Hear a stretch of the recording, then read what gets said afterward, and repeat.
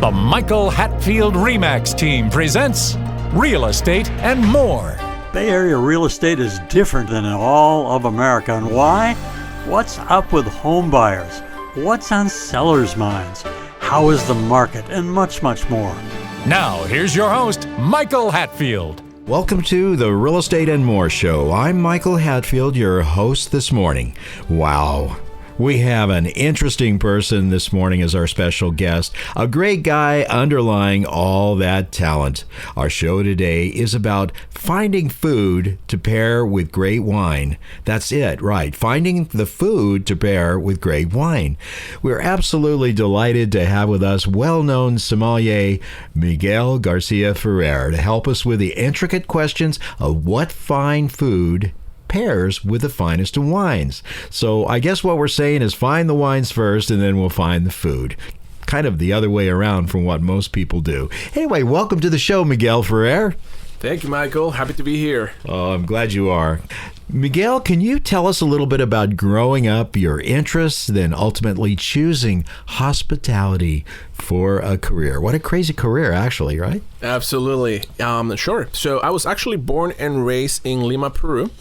Growing up, my interest for hospitality started quite at an early age. My dad owned many restaurants while there, and one of his restaurants actually happened to be right next to our house. So that was probably the funnest and the coolest thing, just waking up in the morning, feeling a little hungry, going downstairs and going right next door for a nice fresh breakfast. So my interest to food started at around 5 years old when of course, there was a caveat to all of that free food. My dad will say, well, you got to help out. So at the age of around 5, 6 years old, we will help my dad prep. We'll help my dad whether we were shredding chicken or doing dishes or just chopping vegetables, whatever it was.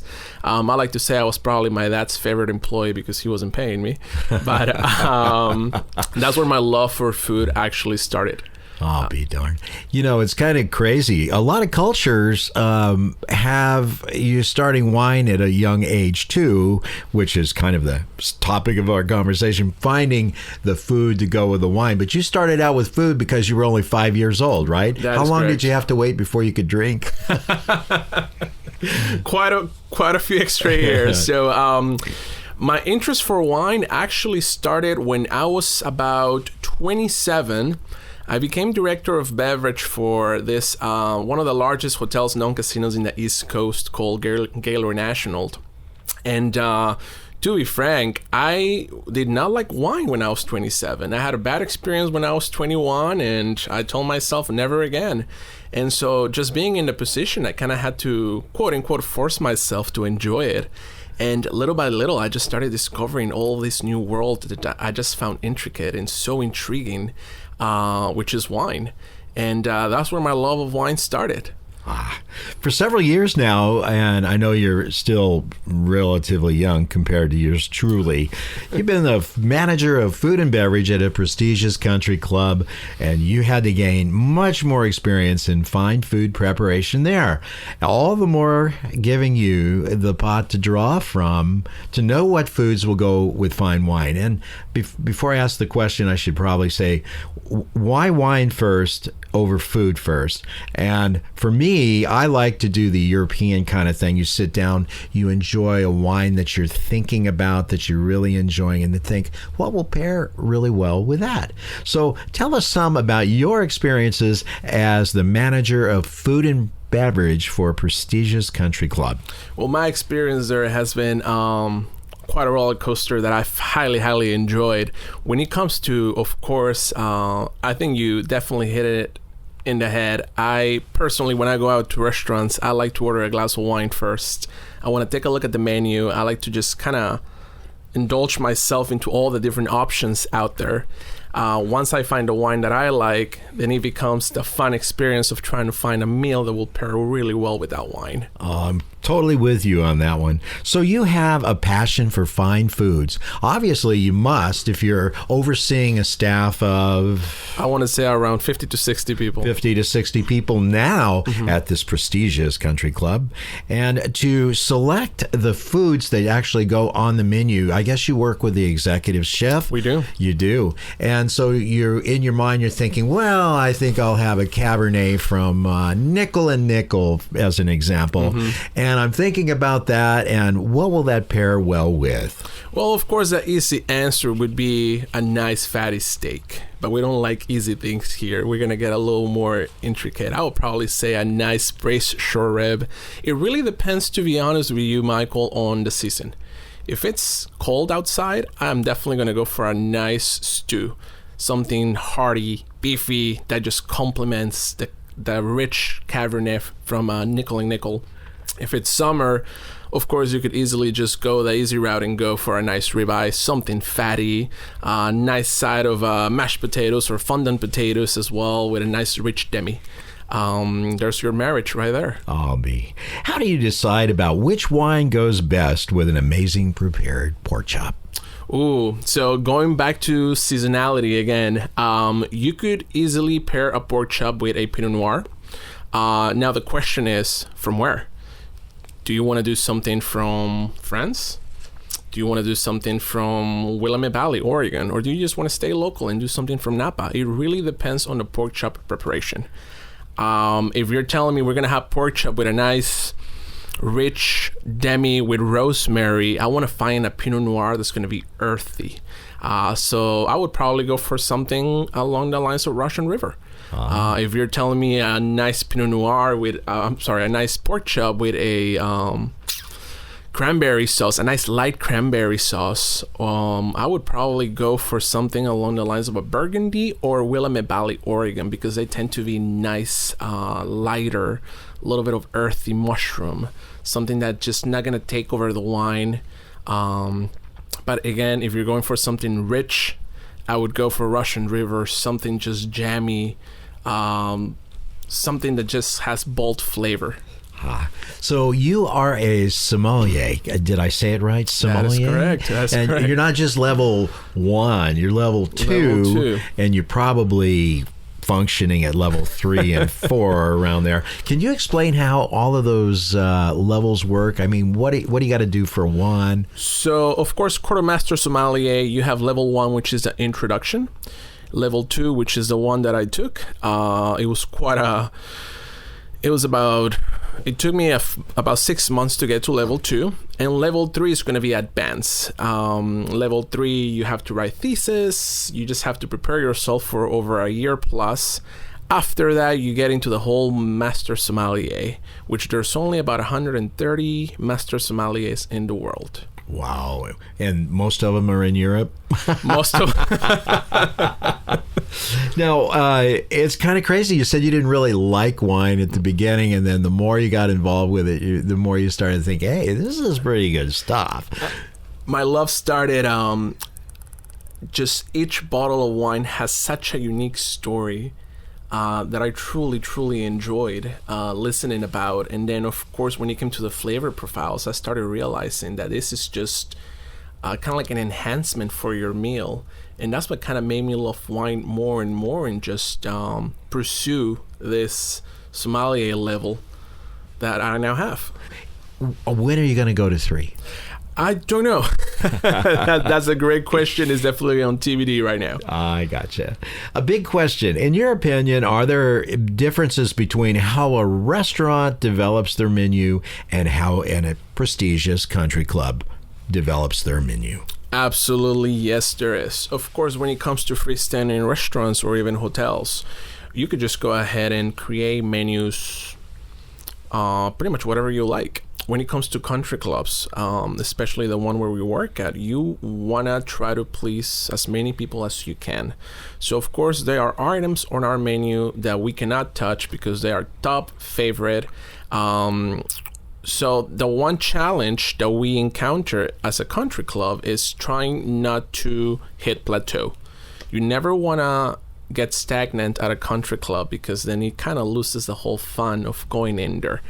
So we're always thinking of ways outside of the box to entice our membership to keep coming back, not just once a day, but actually 2 to 3 times a day. So we're always doing specials, we're always doing these special events, and just looking for ways to just keep them to keep coming back. Now, Miguel Garcia-Ferrer, can you enlighten us on the top 5 things that typically set country club dining apart from a normal or typical nice restaurant? I would say number 1, in my opinion, would be service. Service needs to be top-notch, as any other, of course, establishment. I think the goal is always the same, but service for us needs to be a little bit more personable. Not personal, personable, because you are creating those special professional relationships with the membership, and you want to make them feel like at home. As I mentioned, they're not here once or twice a day. Sometimes they're here 3 times a day, every single day of the week. So our goal is for them to feel like at home. So service for me is extremely important, always welcoming everyone with a big smile, big arms, and just help them have a great experience. You do that so very well. I have to give you an endorsement for that. Not because you are in charge of the key to the wine cellar, but it's because you have that joy in your heart. I do. That's that hitch in your get along, so to speak, and that's always a pleasurable thing. And also, it'll go down to your staff because you lead by through example. And I gotta say, I got that from my mom. Growing up, we would host a lot of events at the house, and I would just see her being the best host ever. I would bring friends, ex-girlfriends, enemies, whatever, you name it, and my mom will just open up the doors and she'll be making fresh coffee for everyone, or she's making lunch for everyone. And just growing up is something that really I feel passionate about. I did the same. My mother was the same way. You know, somebody could show up on our doorstep at 7 o'clock in the morning. Her hair would be in those big mushy curlers with a hairnet on there, and she'd answer the door. Oh, come right in. Make you some breakfast. It was hospitality. That's the old school of hospitality, and today it is not dead. Actually, it is, in my view, it's one person's view. I would say that's what I look for when I go to a nice restaurant, or I want to go to have a nice meal out with Nance. So let's imagine for a moment that we had a video camera and we go into your country club and film a dining experience. What would we see on that film? I would say a lot of smiles, a lot of friendly faces. The club is not just a place for you to have dinner or conduct businesses. No, it's a place for you to hang out, not just with your peers, but also with the team in a professional level. We want to welcome you back home. Hello, Mr. and Mrs. Lipschitz. Hello, welcome, Mr. and Mrs. Smith. It's great seeing you both. How was your vacation in Europe? Those little things, I want to say, is what sets us apart from different country clubs out there. In addition to that, to me, attention to detail is key. Yeah, it's interesting. I know that there's interchange agreements with other country clubs, and they can come and they can dine at your facility as opposed to the one that they're domiciled in. Yeah. And I know of several people that belong to other country clubs that have that connection, and they come to see what Miguel has done, what Miguel has on the wine menu, as well as what Miguel has on the cuisine menu. And they've been pleasantly surprised, and we see them more and more often. Give us your personal thoughts about the changing landscape of fine dining or in dining overall. So I want to say fine dining has changed quite a bit. I feel like it has become more of an Instagram moment, to be honest with you. Whereas back in the day, you could be extremely happy with a plate of mashed potatoes and a steak. Now you're getting into all of this innovative ways to capture not just the taste of the food, but just the visual aspect of it.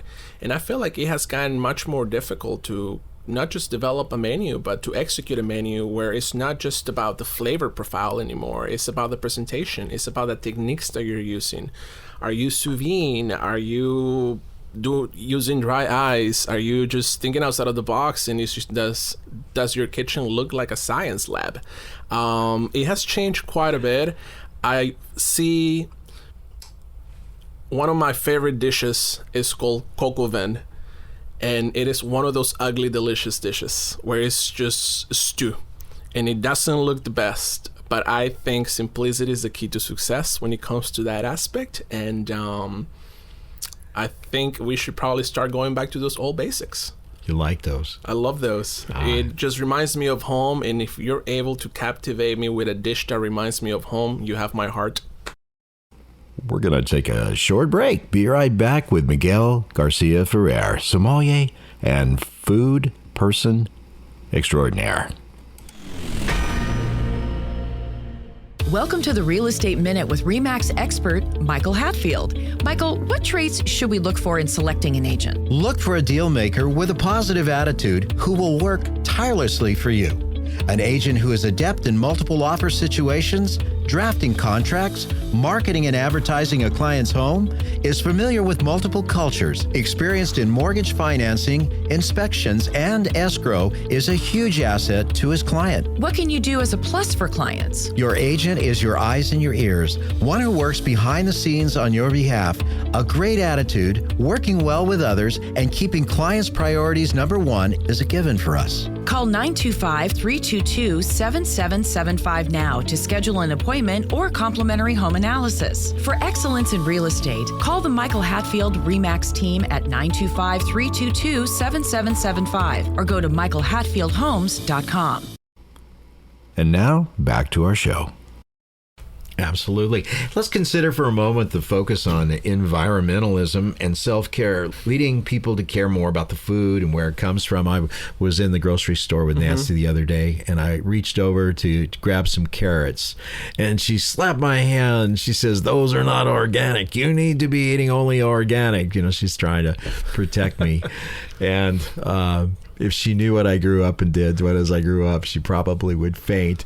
But what do you let's just consider for a moment the focus on environmentalism and what people are looking to eat nowadays as opposed to before, in prior years. Growing up in a third world country, it was farm to table because we had a farm next door and it would literally just go to our table. Nowadays, it has gotten very difficult to acquire ingredients or vegetables that are quality. Better quality, exactly, to that point. I totally understand. Let's get to it. If you're like me, I'm going to choose a wine. I'm going to sit around after I've chosen that wine. We're going to critique it. My friends will be there. We're going to sit and we're going to talk. This one, it's fruit forward. Yeah. What are some of those terms that you like to use, Mr. Sommelier, too? Medium light body. Yeah. Or heavy or big. Exactly. Napa Valley Cab. What do you see as the difference in the grapes between one of the valleys, say Napa, as opposed to Sonoma? That's a great question. When it comes to Napa, I gotta be honest with you. I prefer Sonoma over Napa. I think Sonoma has a lot of great hidden gems out there. When it comes to the actual grapes of it, I feel that Napa tends to overproduce because of its name and because of reputation. They're very, very well known, so they do go through a lot of harvest, quite a lot. Whereas Sonoma, they do have the name recognition still, yet they still remain and keep intact all of these great characteristics that a wine has or possesses. Yeah. Now you have a special event. It happens 2 times a year. Once a year. And can you just tell us about what is done for members in this very special wine cuisine event? Yes, so it is called our wine tasting event. We have a fall and a spring edition. It is an opportunity for our membership to come in and get to enjoy wines from all over the world. I reach out to distributors and wineries, and we have about, I want to say 45 to 50 tables, about 600 to 700 different wines displayed. And our membership just gets to come in and get to try as many different wines out there as possible, with the opportunity, of course, to purchase wine at wholesale price. Not only do we offer incredible wine and a huge variety out there, but we also like to create such an abundance of food to just hit everyone's palates. We have massive charcuterie tables set up. We have massive hors d'oeuvres. We even sometimes like to think outside of the box and do different entertainments. Yeah, I've been able to attend a few of those, and I have to tell you, this is the opportunity to pick your wine and then be able to try it with foods. Now, I don't like to buy wine, and if I've never tried them before, because somebody else might have a little bit different taste than myself. So I like to choose the wine, get the great wine, and then choose the food that goes with it. And these semi-annual events allow us to do that. And you just have to admit, that is amazing. And I know that you have been the actual steering committee and the person that herds all the kittens to make it happen. And it's just been a wonderful, wonderful event that we've been pleasure to go there. Actually, we normally take owners of a restaurant there to see more wines, try more wines, and actually pair them with foods. And they go back, and I'm just wondering if they don't set their menu a little bit based upon what the experience of pairing the wine and the food, where they've learned from these events. I hope so, because we see those events as a white canvas. It's just opportunities everywhere. Yeah. In Peru, do people sit around in the evenings and talk about life experiences and turn their phones off, obviously? Absolutely. And then they enjoy the wines to a great degree. Do they do that same way that they would in a country like Italy? Oh, yeah, of course. I mean, of course, it probably wouldn't be much with wine, but more with pisco, which is fermented white grapes. But growing up, I would see my parents enjoying a nice bottle of wine with this delicious dish that they would just make. Of course, there were often times we would just sit down around the table and have rice and liver. That was not fun.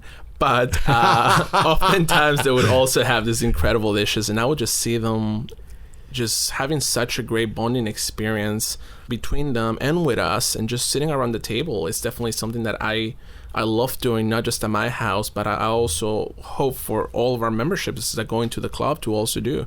I feel like that's when you get to know each other better, and you get to just exchange stories and just have such a great time, and it's definitely something that I love and enjoy doing too. Just a quick question. What is the drinking age in Peru? It's 18 years. 18 years. Okay. Here, 21 for crazy. Exactly. So my friend, you know him, Tulio, and he's the guy that helped me come out of the Boone's Farm apple wine type of taste to something that is really amazing. He had a restaurant and recently retired a couple of years ago, but he was always having these big family things at their home. He and his wife, amazing. And I know that in the Italian culture, the kids grow up with wine and food from a very, very young age, and it's just expected. In Italy, when you visit, it's the same way over there. So I imagine it's a little bit of the same in Peru. Absolutely. Okay. And it's definitely something that I still carry. Perfect example, this past Sunday, we just did a Friendsgiving at the house, and we invited about 20 people to come over to the house. Oh, I missed the invitation. It was lost in the mail. I'm sorry, I could not make it. But we had about... we had quite a bit of wine, and there was just always wine on the table and incredible food. So, yes, it was such a great experience. One question, what to look for in a fine wine as an average person? Because an average person doesn't want to go out and spend $150 for a bottle of wine. I'm always looking for the values. And you mentioned earlier that in Sonoma, you're liking Sonoma wines. We have a gentleman that produces, it's a micro winery. It's called Muscardini. Michael Muscardini is a very great, in my my view, winemaker, and he produces some of the best Italian varietals anywhere, and the prices are very reasonable. So what would you say would be a couple really great choices for people that are in the $50 range for a nice bottle of Cabernet? Can it be done? Absolutely. There's quite a bit out there. So just to get back, Moscardini, I've had the chance to try it, and it is fantastic. I love the Reserve Cabernet. It's really good, and it's probably one of the wines that I love to pair with nice meaty, meats, steaks, etc. When it comes to wines that are over $50 and now $50 and more, I would probably go for this one little hidden gem that I've encountered, which is actually from Napa, not Sonoma. It's called Kale, and it's Kale Stagecoach Broken Axle. That is the name of it, and it is a blend between a Grenache and a Syrah. And that is the type of wine that I take anywhere with me, and I really hope that they don't increase the price just because I'm talking about it. But it is a type of wine that I love bringing to every gathering that I go to, because it's the type of wine that you could pair with light meats, you could pair it with chicken, you could pair it with steak, you could pair it with pork, pasta, you name it. That's been my personal favorite to enjoy. When it comes to wine as well, if you're just starting in the world of it, I would say you could find fantastic, incredible wines between the range of $10 to $20. You remember when I met you? I do. Yeah. We were sitting around the table. There was, I guess, 6 people, and we were all talking. I mean, that is one of the cool things about the location where you work that we occasionally get to visit when we're invited by members. And we were all sitting around, and we had brought some wine, and it was gone before dinner. And you introduced yourself. You had the big $1 million megawatt smile. And I said, well, let's see how good this guy is. Correct. And so this is what we're drinking. What can you do for us? And Miguel? I brought in a bottle of 2013 Laurel Glen. And I think that's where our friendship blossomed. Oh, yeah. It was, I'm an aficionado of older wines. Same. Ever since Tulio got me by the ear and said, drink some really great wines, find the foods to fit with them. That's correct. And you came through like $1 million. Now, I asked Nancy, that knows you well, how would you describe Miguel Garcia-Ferrer? And she came back with some words, and she said, passionate, joyful, a person that cares, and a person that does a great job because it means something. And I thought those were really great words, because I don't think she would say those about me. I really hope my wife is listening to this too. Yeah, well, who knows? So what a great time. We're out of time now, but gosh, what a great time I've had today with Miguel Garcia-Ferrer, food aficionado, wine sommelier extraordinaire, manager of food and beverage services at a prestigious country club. Great guy. Thank you, Miguel, for sharing with us and being on the show. It's time now for a short break. You've been listening to Real Estate and More. Interesting people like Miguel, topics of the day like what Miguel does, and of course we do talk about real estate. You can listen to archived Real Estate and More shows at michaelhatfieldhomes.com/radio. That's michaelhatfieldhomes.com/radio. I'm your host, Michael Hatfield. We'll be right back with our next special guest. Stay tuned.